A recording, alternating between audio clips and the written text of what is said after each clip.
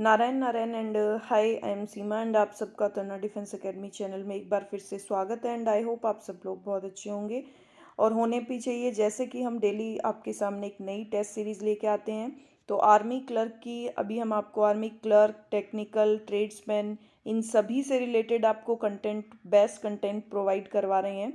तो सभी जो है वो स्टार्टिंग से एंड तक वीडियो से जुड़िए, तभी आपको बेनिफिट होगा।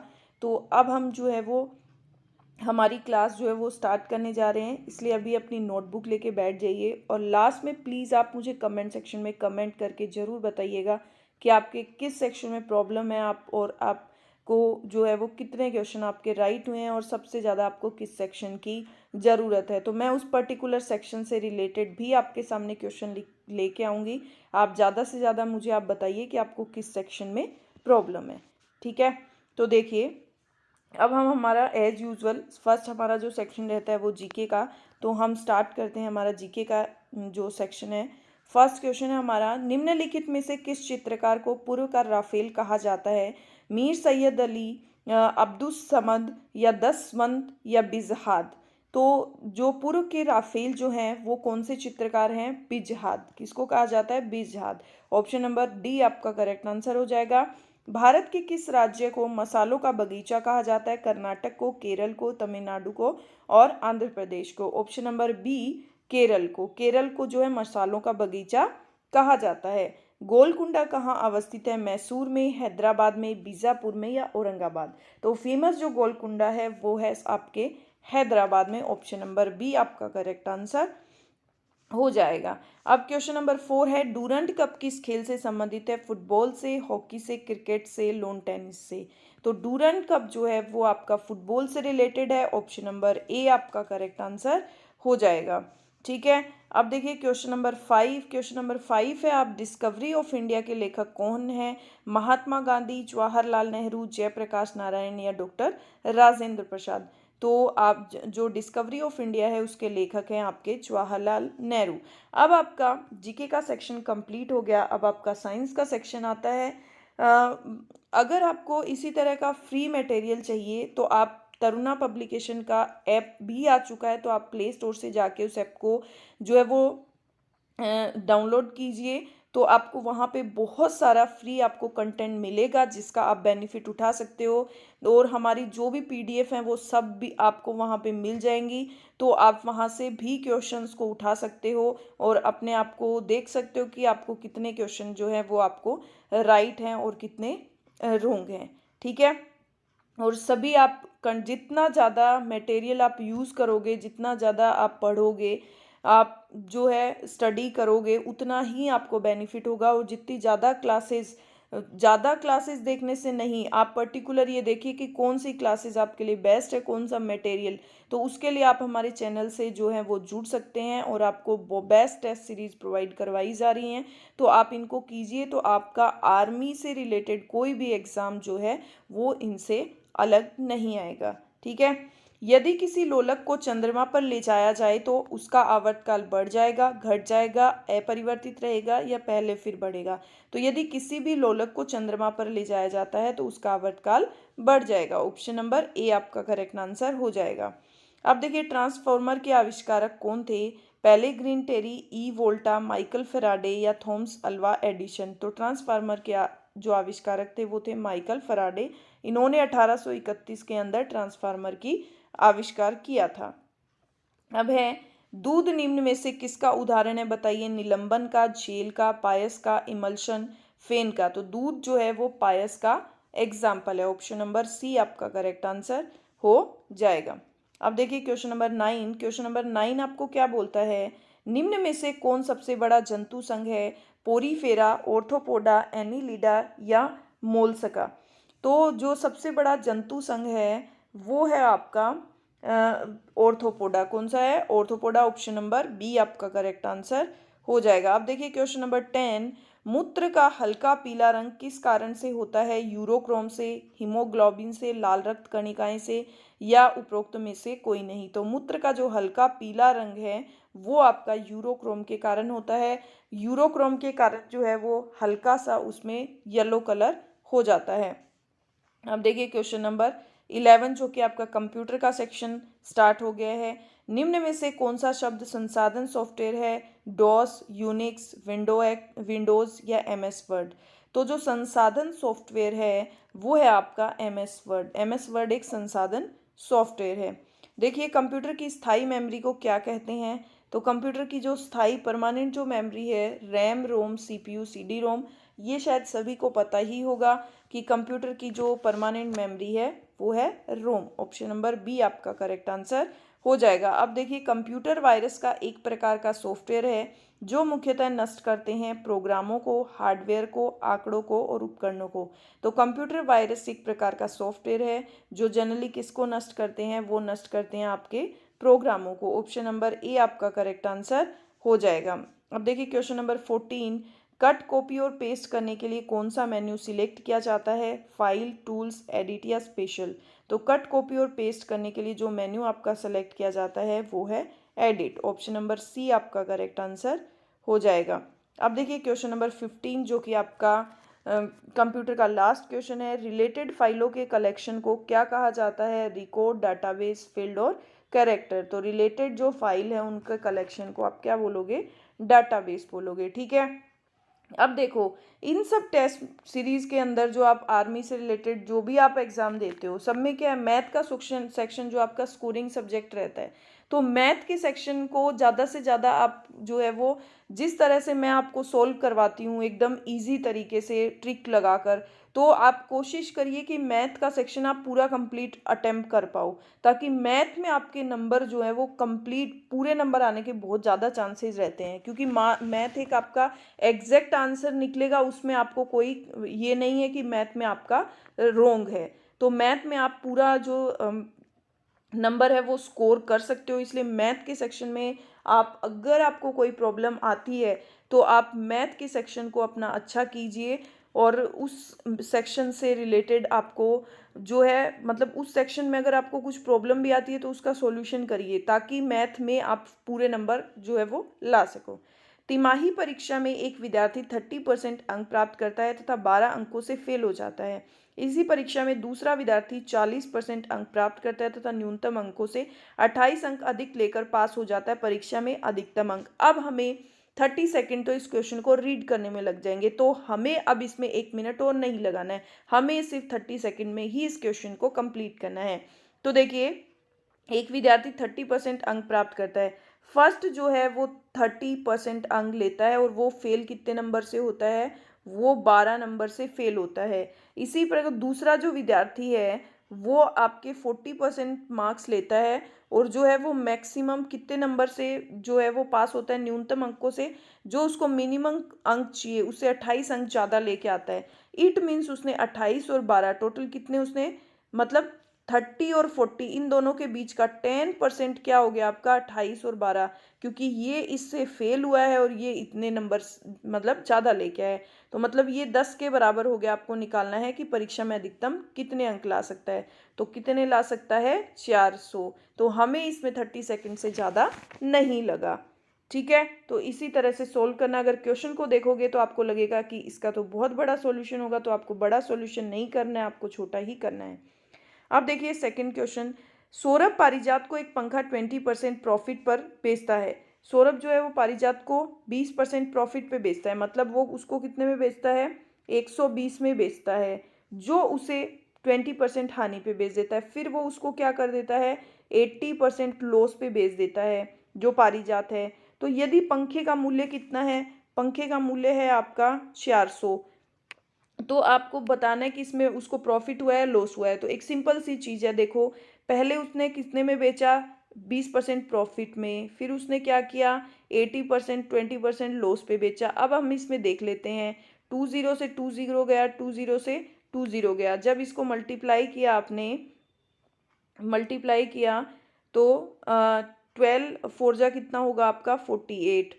और इसको 8 से मल्टीप्लाई करेंगे तो 8 जा 64, 6 8 4 जा 32, 32 प्लस 6 38। मतलब उसको कितने का लॉस हुआ है?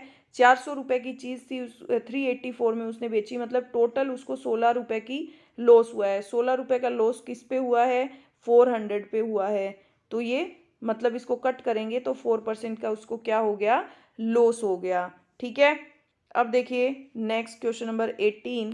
क्वेश्चन नंबर 18 आपको क्या बोला जाता है कि दो एक समान राशियों को 6% तथा 4% वार्षिक साधारण ब्याज की दर से उधार दिया जाता है। दूसरी राशि पहली राशि से 2 वर्ष के लिए बाद में लौटाई जाती है और प्रत्येक पर 18,600 मिश्र धन प्राप्त होते हैं, तो उधार दी गई कुल राशि। ये बोल रहा है कि दो एक समान राशियों को, राशि क्या आपकी प्रिंसिपल अमाउंट दोनों की ही क्या हो गई, एक्स हो गई, क्योंकि दोनों की सेम है। तो अब देखो प्रिंसिपल अमाउंट क्या हो गई, एक्स हो गई।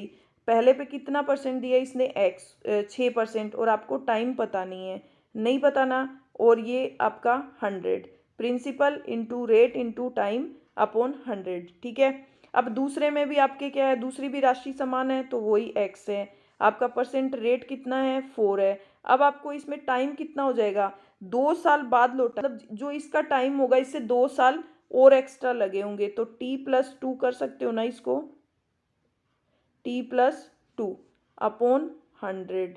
ठीक है, तो देखिए 100 से 100 आपका कट हो गया, x से x आपका कट हो गया।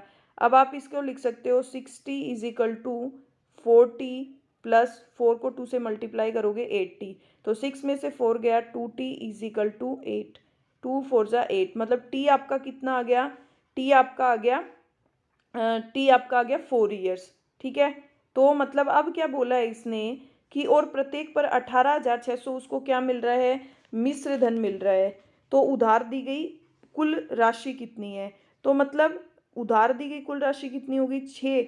अब 6 उसने 4 साल तक 6% इंटरेस्ट दिया, मतलब क्योंकि सिंपल इंटरेस्ट है, टोटल उसने 24% का इंटरेस्ट दिया, तो 18,600 के अंदर आपका 24% इंटरेस्ट ऐड है, तो 124 इंटू 100 कर दो इसको। ठीक है, अब देखो, अब इसको कट किया है, 4 3 जा 12, 4 1 जा 4, 4 4 जा 16, और 4 6 जा 24, 24 बच गए यहाँ पे 2, तो 24 5 जा 20।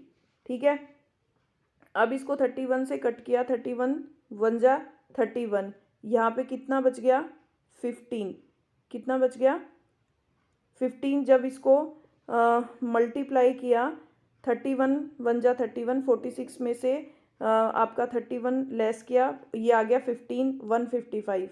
ठीक है, तो 31 को आपने 5 से मल्टीप्लाई किया तो आपका क्या आया, 155, आगे आपके आ गई 3 0, मतलब इसका जो प्रिंसिपल अमाउंट है वो 15,000, और टोटल दोनों का मिला के कितना हो जाएगा, 15 इंटू 2 30,000। तो ऑप्शन नंबर डी, उधार दी गई टोटल राशि कितनी थी, 30,000 थी। ठीक है, अब देखिए next question, question number 19। Question number 19 है आपका x plus 1/x is equal to √5 x की क्यूब प्लस 1/x की क्यूब का आपकी वैल्यू बतानी है। तो देखिए अब इस कंडीशन में हम क्या करेंगे, देखो इस कंडीशन में हम इसका क्या कर लेंगे, इसका क्यूब कर लेंगे।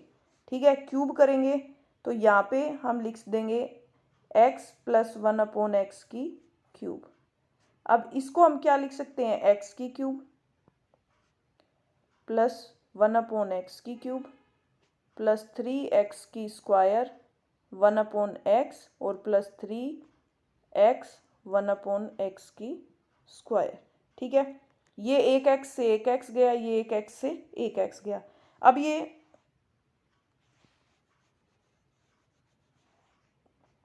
ये x प्लस 1/x कितना है आपका, √5, तो इसको आप क्या लिख दोगे, √5 की क्यूब।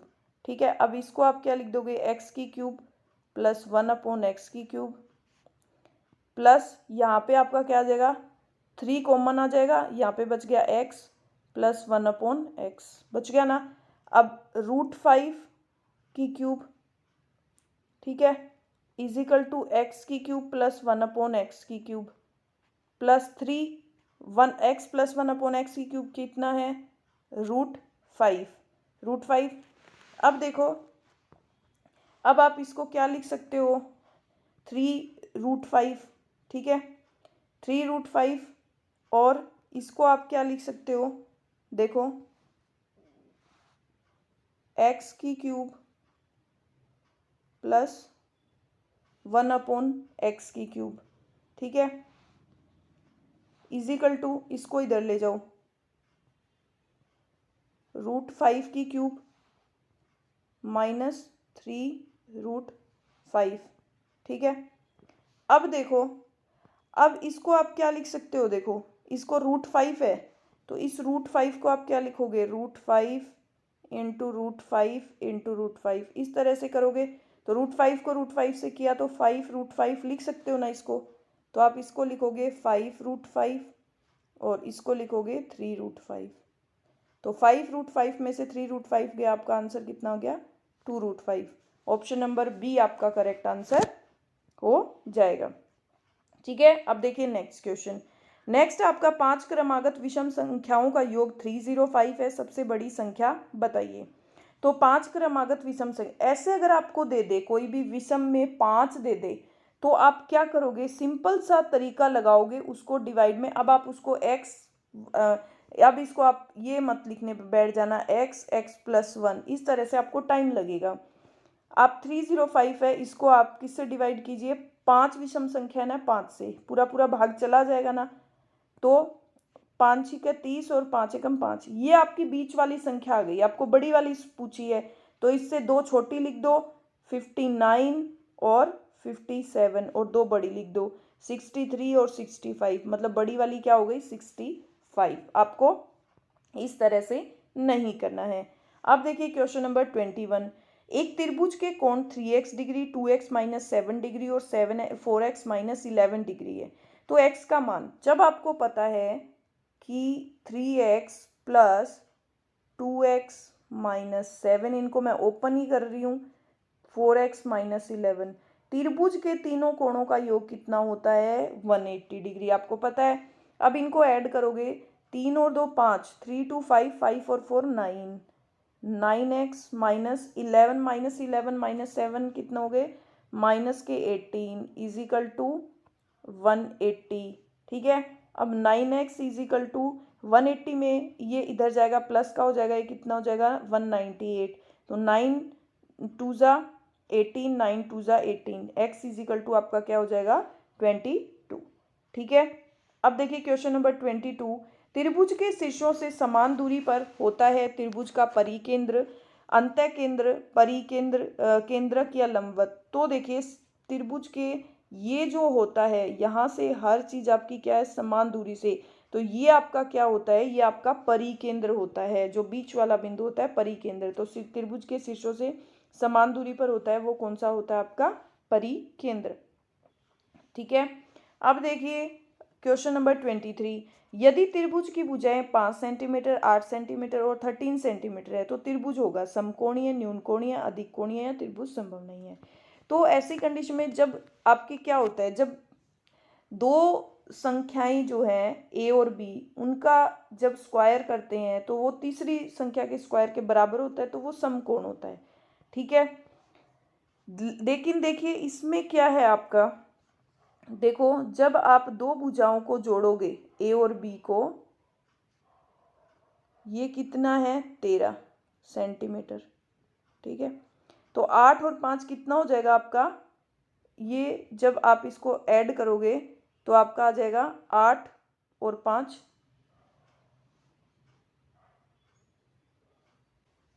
13। तो दो भुजाओं का योग जो है ये भी कितना हो जाएगा आपका 13, ये बराबर हो जाएगा। हमेशा दो भुजाओं का योग जो है वो तीसरी भुजा के योग से ज्यादा होता है, तो इसलिए यहाँ पे आपका त्रिभुज संभव नहीं है। ठीक है, तो ऑप्शन नंबर डी आपका करेक्ट आंसर हो जाएगा। अब देखिए नेक्स्ट क्वेश्चन, क्वेश्चन नंबर 24। दो सकेंद्री वृत्तों जो एक वलय बनाते हैं की परिधि क्रमशः 88 सेंटीमीटर है तथा 66 सेंटीमीटर है, वलय की चौड़ाई। अब देखो इसमें आपको क्या बोला है, एक तो सर्किल लिए, एक सर्किल लिए, इन दोनों की, इसकी परिधि तो 88 सेंटीमीटर और इसकी परिधि जो है वो कितनी हो गई आपकी 66 हो गई। तो आपको इसकी चौड़ाई बतानी है, मतलब ये बतानी है। तो इसकी ये हम मान लेते हैं आर, और ये हो गई इसकी कैपिटल आर में मान लेते हैं त्रिज्या। ठीक है, तो हम इससे क्या करेंगे, परिधि हमारी क्या हो गई 2 पाई आर, पहले अंदर वाली ले लो, तो अंदर वाली कितनी हो गई 66, हमें 2πr परिधि दे रखी है, 2 इंटू 22/7 और r हमें फाइंड आउट करना है। तो 22 3 ज़ा 66, ये कितना हो गया, 7 7 3 ज़ा 21, 21 divide by 2 is equal to r। तो r आपका क्या आ गया, 10.5 सेंटीमीटर। अब आप दूसरे वाले त्रिभुज की निकाल लो। दूसरे वाले त्रिभुज की परिधि हमें दी है 88, 2 इंटू 22/7 और इसकी हमने मान ली कैपिटल R। तो ये कट गया, 22 दूनी 44 और ये 2 बार जो है वो कट हो गया। ठीक है, अब R आपका कितना आ गया, 14। तो अब जो है वो आपको क्या करना है, ये पूरी होगी ना बड़े वाले की, और आपको तो इतना निकालना है। तो बड़े वाले में से छोटे वाली R को लेस कर दो तो आपकी चौड़ाई आ जाएगी। तो 14 माइनस 10.5, ये कितना आ जाएगा आपका, 3.5 सेंटीमीटर। ऑप्शन नंबर 1 आपका करेक्ट आंसर हो जाएगा। अब देखिए नेक्स्ट क्वेश्चन नंबर 25।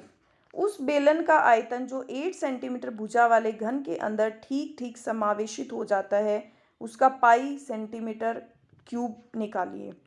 तो ये क्या बोल रहा है कि उस बेलन का, कोई बेलन है, उसका आयतन जो घन के अंदर पूरा पूरा फिट हो जाता है। ठीक है, तो फिट हो जाता है तो बेलन की जो त्रिज्या है, बेलन की जो त्रिज्या है वो क्या हो जाएगी आपकी, घन की जो भुजा है उसकी आधी हो जाएगी ना। तो ये कितनी है, 8 डिवाइड बाई 2, ये कितनी आ गई आपकी, 4 सेंटीमीटर।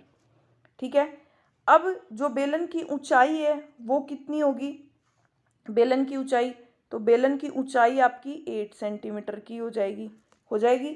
अब बेलन का आयतन, बेलन का आयतन आपका क्या होता है, पाई are square H.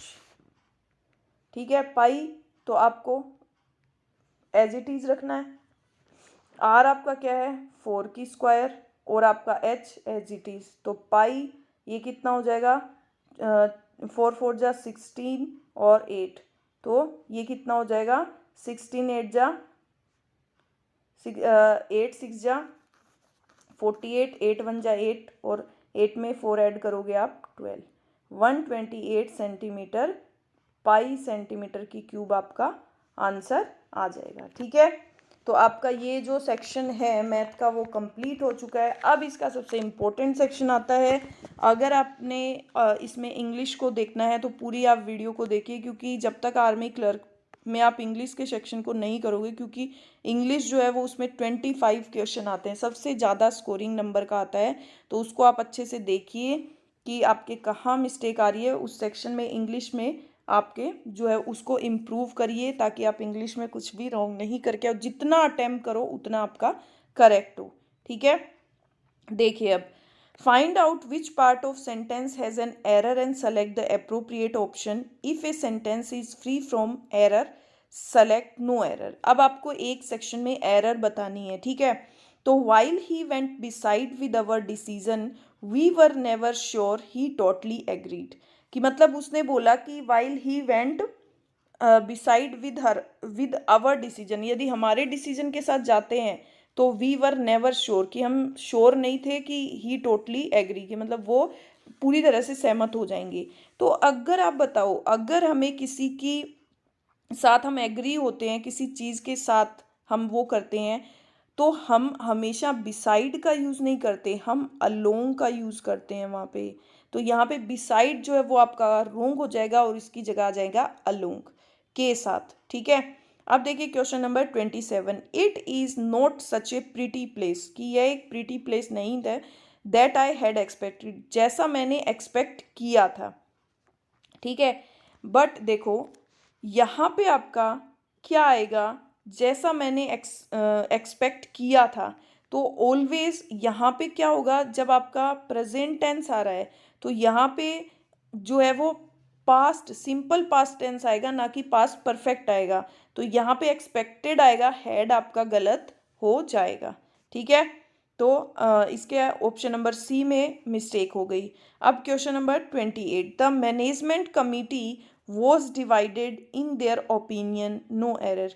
Management committee ने जो है was divided in there opinion, यहाँ पे देयर ओपिनियन कई लोगों की ओपिनियन की बात हो रही है, तो यहाँ पे इस हिसाब से यहाँ पे वॉज नहीं आएगा, यहाँ पे वर आएगा, क्योंकि यहाँ पे प्लूरल वर्ब का यूज होगा, क्योंकि यहाँ पे देयर ओपिनियन का यूज हो रहा है काफी सारे लोगों की। ठीक है, अब देखिए question number 29 to 30, choose the alternative which best express the meaning of the idiom और फ्रेज। ठीक है, अब देखिए क्वेश्चन नंबर 29 में आपको क्या बोला जा रहा है कि turn over a new leaf, मतलब आप turn over a new leaf, कुछ नया स्टार्ट करने जा रहे हैं आप। You are going to start to behave in a better and positive way, आप कोई पॉजिटिव वे में, बेटर वे में कुछ नया स्टार्ट करने जा रहे हो, तो change once behaviour for the better, तो इसका यही हो जाएगा कि अपने बिहेवियर में क्या कर रहे हो आप, कुछ बेटर चेंज करने का ट्राई कर रहे हो। Read between the pages of book, no, read सिर्फ बुक्स के पेजेस रीड नहीं करना। Do a somersault, do a new job, no. Option number A आपका करेक्ट हो जाएगा। ऑप्शन नंबर, अब क्वेश्चन नंबर 30, क्वेश्चन नंबर 30 क्या है, at loose ends. At loose ends मतलब कि एट लूज एंड्स मतलब आपके सामने कुछ ऐसी सिचुएशन आ जाना कि उस टाइम पे आपको समझ नहीं आ रहा कि आपको क्या करना है, तो ऐसी आपको पता नहीं है कि वो सिचुएशन आएगी, बट अचानक से आपके सामने आ जाती है, तो उस सिचुएशन को आप बोलते हैं एट लूज एंड। उस समय पे आप अपनी हिम्मत हार जाते हैं, अपनी जो आप लूज पड़ जाते हैं, तो tie to loose ends of a thread, जो लूज एंड जो आप पड़े हो जिस सिचुएशन में, उसको धागे से बांधना। Keep options upon, options open करना इन एन अनसर्टेन सिचुएशन, या आप किसी अनिश्चित सिचुएशन में पड़ जाते हैं, कोई ऐसी अनसर्टेन सिचुएशन आ जाती। इसी तरह एग्जाम का होता है अनसर्टेन सिचुएशन, तो एग्जाम में भी कई बार अनसर्टेन सिचुएशंस हो जाती हैं, तो आपको जो है वो अपने आप को इस तरह से प्रिपेयर करना है कि आपके सामने अनसर्टेन सिचुएशन में भी आप अपने आप को हैंडल कर सकते हो और आप अपना एग्ज़ाम 100% क्वालिफाई कर सकते हो। इसलिए जो है आप स्मार्ट स्टडी कीजिए, मटेरियल, ऐसा मटेरियल उठाइए जो आपके लिए बहुत जो है वो इम्पोर्टेंट है। ठीक है, अब देखिए क्वेश्चन नंबर 31 क्वेश्चन है, select the one which best express the same sentence in passive and active voice. आपको पैसिव और एक्टिव वॉइस जो है वो बनाना है। The room was clean, room जो है वो क्या था, क्लीन था। तो देखिए द रूम वॉज क्लीन मतलब इसमें क्या आएगा, समवन, फिर उसके बाद आपकी क्या आएगी, ये जो है आपका पास्ट का सिंपल पास्ट टेंस का जो है वो पैसिव है, इसको पैसिव बना रखा है, आपको एक्टिव बनाना है, तो someone cleaned the room. Option number D आपका करेक्ट आंसर हो जाएगा। अब देखिए question number 32-33, improve the bold part of the given sentence. अब देखिए बोल्ड पार्ट को आपको इम्प्रूव करना है। The reason why the magazine sells so well is because it is written in a pleasant surprise for since that no improvement. ये बोल रहा है कि रीज़न जो है वो क्यों जो मैगजीन है वो इतनी अच्छे से सेल हो रही है, बिकॉज क्योंकि इट इज़, ये प्लीजेंट जो है वो स्टाइल में लिखी गई है, बिकॉज की जगह यहाँ पे आएगा आपका that. So well is that, क्या क्या आएगा, दैट। ठीक है, बिकॉज हम कुछ ऐसी सिचुएशन में आ जाते हैं, कुछ ऐसा, तो हम किसी को कुछ रीज़न देते हैं ना, उसके लिए बिकॉज का यूज़ होता है, यहाँ पे यूज़ होगा आपका एग्जैक्ट दैट। ठीक है, the girl to home he got married to is an actress. जिस लड़की से उसने शादी की है वो लड़की क्या है, एक्ट्रेस है, तो girl to home he got married, option number B correct answer आएगा। गोट मैरिड यहाँ पे टू नहीं आएगा, इज एन एक्ट्रेस। ठीक है, ऑप्शन नंबर बी आपका करेक्ट आंसर हो जाएगा। अब देखिए क्वेश्चन नंबर 34 नंबर क्वेश्चन में आपको क्या बोला जाता है, select the one which best express the same sentence in indirect direct speech में बनाना आपको। आई सेड टू यू, मैंने तुमसे कहा कि ही शुड नॉट बी ट्रस्टेड, उसे जो है वो ट्रस्ट नहीं करना चाहिए। तो इसमें क्या होगा कि आई टोल्ड यू, मैंने तुम्हें बताया, उसके बाद क्या आएगा, दैट ही, हमेशा यहाँ पे जो सब्जेक्ट है वो इसके अकॉर्डिंग आता है, तो इसके अकॉर्डिंग यहाँ पे क्या आएगा, he should not be trusted, उस पर ट्रस्ट नहीं करना चाहिए। ठीक है, तो ऑप्शन नंबर डी आपका करेक्ट आंसर हो जाएगा। अब देखिए question number 35, select the most logical order of sentence to form a coherent paragraph. ठीक है, तो at length about an hour later, लगभग 1 घंटे बाद की बात है, we we spied a little pile of blunders rising, this we dragged ourselves out of the plane and to, तो देखिए कि लगभग 1 घंटे की बात है, we spied a little pile of blunders rising, जो मतलब ब्लोंडर्स, जो लिटिल पाइल, छोटे छोटे जो स्टोन्स जो पाए गए हैं, वी स्पाइड, हम उनकी क्या कर रहे हैं, जासूसी, आउट ऑफ द प्लेन, जो कि प्लेन से, जो खेत से, जो मैदान से निकले हैं, and to this we dragged our self. ठीक है, हम उस वो क्या कर रहे हैं, ड्रैग कर रहे हैं, तो दिस, तो ऑप्शन नंबर सी आपका करेक्ट आंसर हो जाएगा, एक्स जेड वाई। अब देखिए question number 36, secondly it is consistent, secondly it is consistent with human experience, human experience के साथ इसको कंसिस्ट कर रहे हैं कि that land should rise gradually in some places and be dressed in others. ठीक है, तो ऑप्शन नंबर डी आपका करेक्ट आंसर हो जाएगा। अब देखिए question number 37 to 40, fill in the blanks with appropriate word, appropriate word भरना है आपको, इट विल रेन सून, तो रेन सून इसका आपको क्या बताना है, क्वेश्चन टैग करना है। ठीक है, रेन सून की जल्दी बारिश होने वाली है, तो won't it, bought it, isn't it, may, तो आपका option number A won't it correct answer हो जाएगा, क्वेश्चन टैग हो जाएगा। अब देखिए, my book is the new one, break it is the tone one. ठीक है, your the book of you, yours the book you, यहाँ पे योर्स का यूज होगा क्योंकि प्रोनाउन, ठीक है, of or belonging to you, it is the second person possessive pronoun, ये सेकेंड पर्सन पजेसिव प्रोनाउन है, जो योर को जो है योर प्लस नाउन होगा, इसलिए यहाँ पे योवर्स आएगा। ठीक है, उसको रिप्लेस कर रहा है ये। अब देखिए question number 39, he is indifferent alike, break it, praise and blame, तो यहाँ पे क्या आएगा, इज, ही इज इनडिफरेंट, फिर अलग है, alike, to praise and blame, option number B आपका करेक्ट आंसर हो जाएगा। If she break it a bird she would fly, यदि वह एक बर्ड पक्षी होती तो शी वुड फ्लाई, वह उड़ जाती, तो यहाँ पे आएगा आपका ऑप्शन नंबर सी, वर आपका करेक्ट होगा, ना कि आपका वोज होगा। ठीक है, अब देखिए, अब आपका आता है पैराग्राफ। ठीक है, तो अब हम पैराग्राफ को रीड करेंगे और उसके बाद उसके आंसर्स करेंगे कि आपका पैराग्राफ क्या है। तो देखिए हम रीड करते हैं, unfortunately the reality hit me the next morning, दुर्भाग्यवश जो रियलिटी वास्तविकता है उसने मुझे अगली सुबह जो है वो जगाया, अगली सुबह हिट मी, मुझे मतलब मारा, हिट किया, I slept pass the chirping of birds, मैं जो बर्ड्स चिरपिंग करती हैं उनके बाद मैं सोता हूँ, but was woken up by loud voices crossing my window even now and then, लेकिन वॉज वोकन अप, लेकिन मैं उठ गया था, बाय लाउड वॉइसेस, जो तेज़ वॉइसेस, जो आवाज़ें थी, वो क्रॉसिंग माई विंडो, मेरी जो खिड़की थी उससे आ जा रही थी, उससे मैं उड़ गया था। When I went to the kitchen, जब मैं किचन में गया, to make my self some tea, मेरे लिए कुछ मतलब चाय बनाने के लिए, तो एक couple of tourist were peeping in through the glass door, peeping का मतलब होता है झांकना, तो एक कपल ऑफ टूरिस्ट, टूरिस्ट का एक जो मतलब जो कपल था जो टूरिस्ट थे, विजिटर्स थे, उनका वो जो उसका दरवाज़ा था ग्लास का, उसमें से उसके थ्रू झांक रहे थे।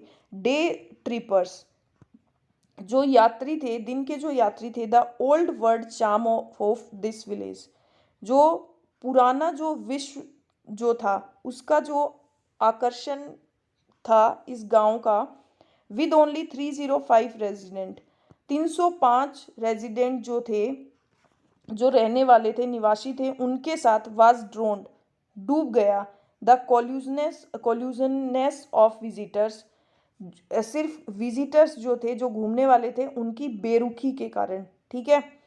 Who one seem to care about, जो केवल उनकी केयर करते थे, देयर किसकी, देयर फोटोज, उनकी फोटो की, गेटिंग ड्रिंक, जब वो ड्रिंक कर लेते थे, नशे में धुत हो जाते थे, तो almost running over the locals in their rental cars, वो जो रेंटल जो कार थी, जो किराए की कार थी स्थानीय लोगों की, उनके साथ क्या करते थे, ऑलमोस्ट रनिंग ओवर, वहाँ से भागते थे।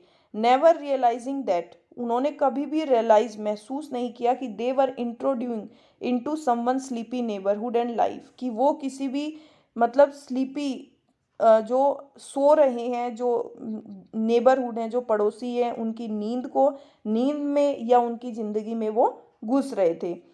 माई होस्ट एश्योर्ड मी, मेरे जो मेज़बान थे, उन्होंने मुझे आश्वासन दिया कि that the number of day trippers now was not nearly as bad as in the peak summer season. उन्होंने मुझे आश्वासन दिया कि नंबर ऑफ डे ट्रिपर्स, जो दिन का जो ट्रिपर है, जो यात्रा है, वॉज नॉट नियरली, वो इतनी बुरी नहीं है इन द पीक समर सीजन, जो कि समर गर्मियों के दिनों में होती है। एंड जोक्ड अबाउट, और उन्होंने जोक मजाक किया कि हाउ द विलेज रेजिडेंट, कि कैसे जो है वो गांव के जो निवासी हैं, देयर होम उनके जो घर हैं, देयर किचन, उनकी किचन जो है, must be curious and unfamiliar sites for tourist, tourist के लिए जो वो क्यूरियस जो है, जिज्ञासु और अनफेमिलियर जो है, मतलब अलग सी होनी चाहिए, ठीक है। अब देखिए आगे, if you are on the same page, यदि आप सेम पेज पे हैं, तो यू आर प्रोबेबली थिंकिंग, आप सोच रहे होंगे कि that an easy solution is that travel bloggers like me, ये एक ट्रैवल ब्लॉगर की स्टोरी है, जो वो लिख रहा है, उसने क्या क्या देखा वो सब वो जो है वो अपने ब्लॉग में शो कर रहा है, कि if you are on the same page, यदि आप सेम पेज पे हैं, तो यू आर प्रोबेबली थिंकिंग, आप सोच रहे होंगे कि दैट एन ईजी सॉल्यूशन, ये एक आसान जो सॉल्यूशन समाधान है, that travel blogger like me, जो ट्रैवल ब्लॉगर जो है, is that travel blogger like me should never write about there off beat finds, कि आप सोच रहे होंगे कि ये एक इजी समाधान है, कि जो ट्रैवल ब्लॉगर लाइक मी पसंद करते हैं, जो है मुझे, शुड नेवर राइट अबाउट, मुझे जो है वो नहीं लिखना चाहिए देयर ऑफ बीट जो फाइंड्स हैं उनके बारे में, but as my social media followers, लेकिन जो मेरे सोशल मीडिया जो फॉलोअर्स हैं, ओफन रिमाइंड मी, जो क्या करवा रहे हैं, जो मुझे याद दिलाते हैं कि isn't it part of my job to disclose the exact location of my stories and photos, but लेकिन मेरे सोशल मीडिया के जो फॉलोअर्स हैं, वो मुझे याद दिलाते हैं कि इजंट इज, क्या ये मतलब जो मेरी फ़ोटोज़ और जो स्टोरीज़, उनकी लोकेशन को डिस्क्लोज़ करना क्या मेरी जॉब का हिस्सा नहीं है। So other can choose to experience my finds over tourist trap, ताकि अदर्स जो हैं वो चूज़ टू एक्सपीरियंस, मेरे जो एक्सपीरियंस से जो मैंने फाइंड्स किया है, उससे टूरिस्ट ट्रैप जो है, उससे टूरिस्ट का जो ट्रैप होता है, उससे वो बच सके, उससे ओवर कम कर सके। I have dwelt on this dilemma for a long time, मैंने इसके ऊपर मतलब काफ़ी दिनों तक रिसर्च किया, काफ़ी इसके बारे में सोचा।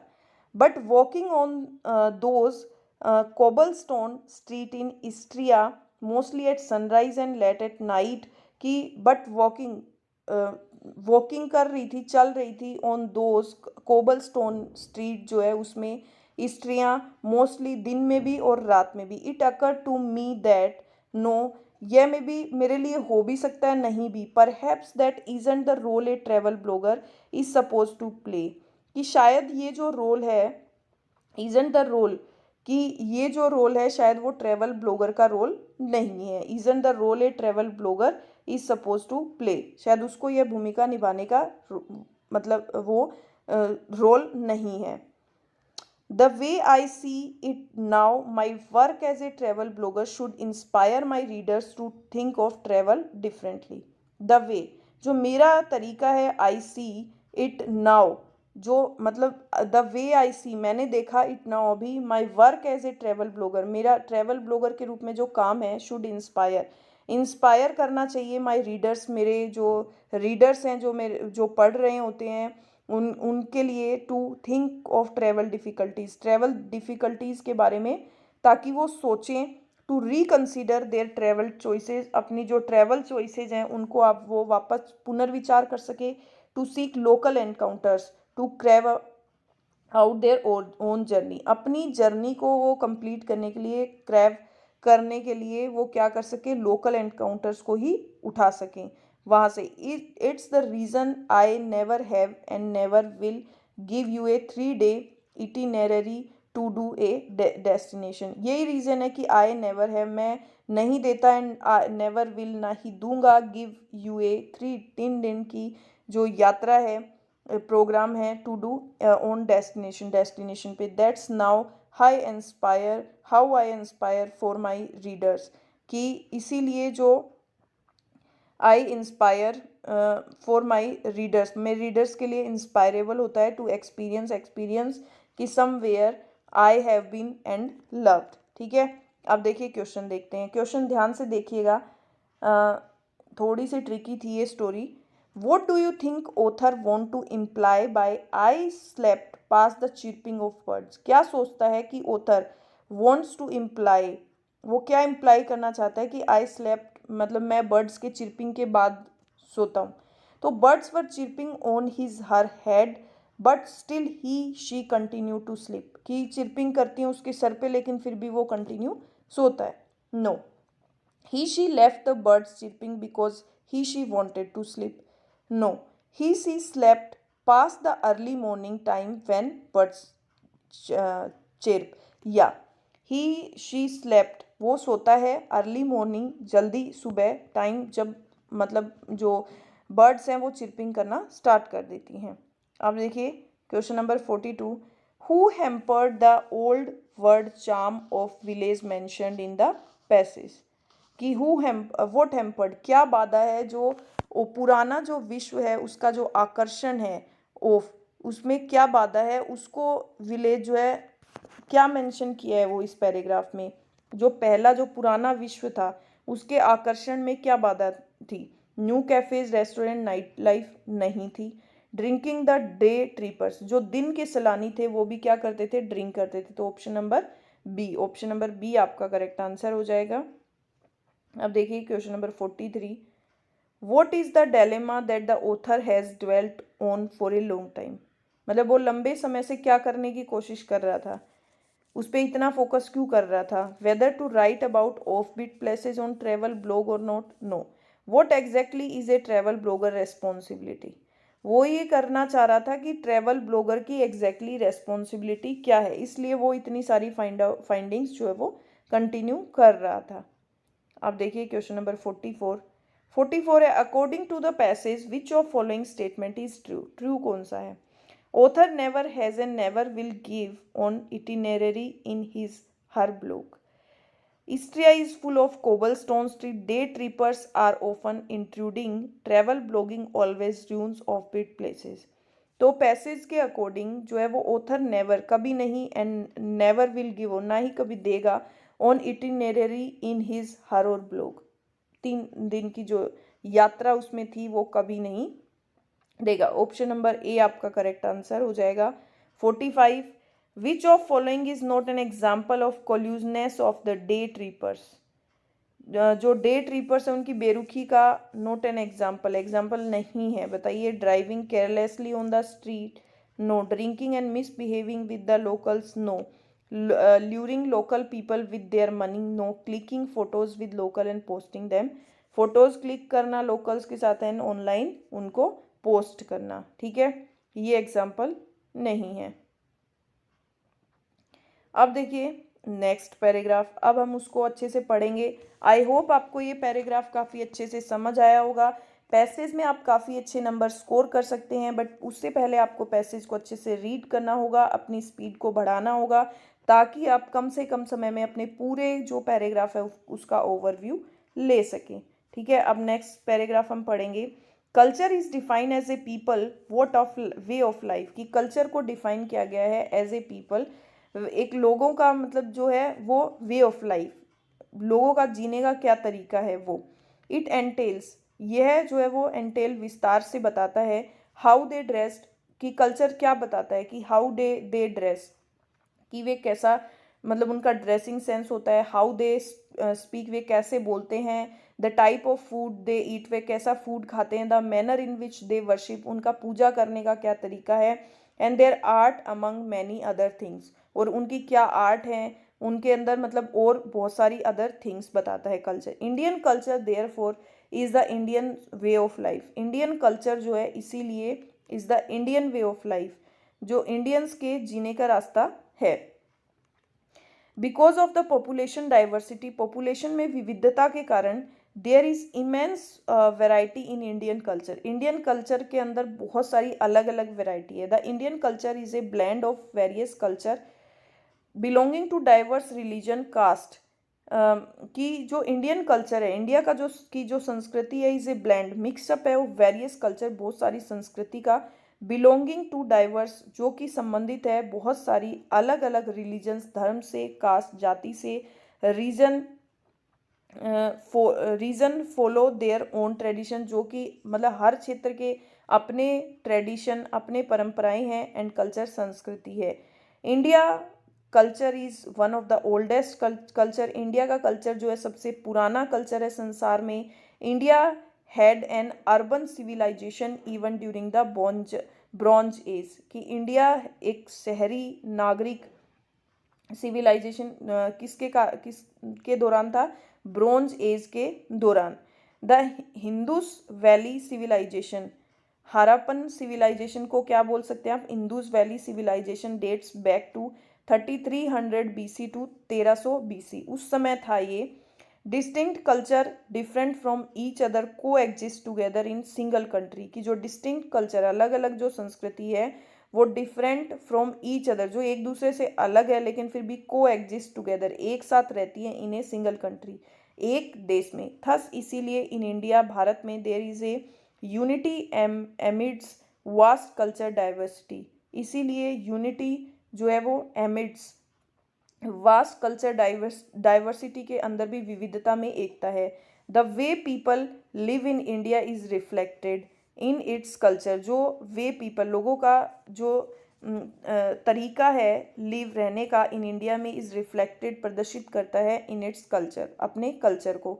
India is a land of unity in diversity, India जो एक विविधता में जो एकता है, डाइवर्सिटी, उसकी जो है वो धरती है। Where people of different sects, जहाँ पे अलग अलग सेक्ट्स के और कास्ट के एंड धर्म के लोग जो है लीव साथ में रहते हैं। India is also called the land of unity in diversity, India को जो है वो विविधता में एकता की धरती भी कहा जा सकता है, as different groups of people, जैसे उसमें क्या होते हैं डिफरेंट अलग अलग ग्रुप्स होते हैं लोगों के, इसलिए उसको मतलब एज ए अलग अलग जाति के धर्म के लोग हैं, फिर भी उसको हम विविधता में एकता की धरती कह सकते हैं। अब देखिए क्वेश्चंस क्या हैं आपके, 2 लाइन्स और हैं। Corporate with each other to live in a single society, जो कोऑपरेट, वो कोऑपरेट करते हैं ईच अदर, एक दूसरे को रहने के लिए, इन सिंगल सोसाइटी में, एक ही सोसाइटी में। Unity in diversity has also become the strength of, विविधता में एकता जो है वो ऑल्सो क्या है, ताकत है भारत की, ठीक है। अब देखिए question number 46, why is there an a unity amidst culture diversity in India, विविधता में एकता का जो संस्कृति है वो इंडिया में वाई क्यों है।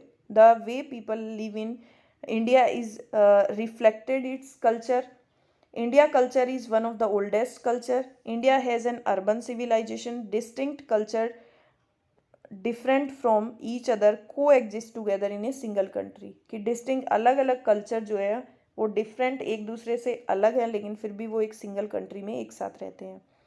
अब देखिए question number 47, according to the passage which of the following is true about unity in diversity. विविधता में एकता के बारे में क्या सच है। Unity is diversity has also become the strength of India, या यही सच है कि जो है ये इंडिया की ताकत है। ठीक है, अब देखिए क्वेश्चन नंबर 48, कल्चर एंटेल्स। कल्चर जो है वो क्या एंटेल, क्या विस्तार से बताता है। Luxury experience in life, no. How people dress, speak, what they eat, how they worship and their art among many other things. Option number B आपका करेक्ट आंसर हो जाएगा।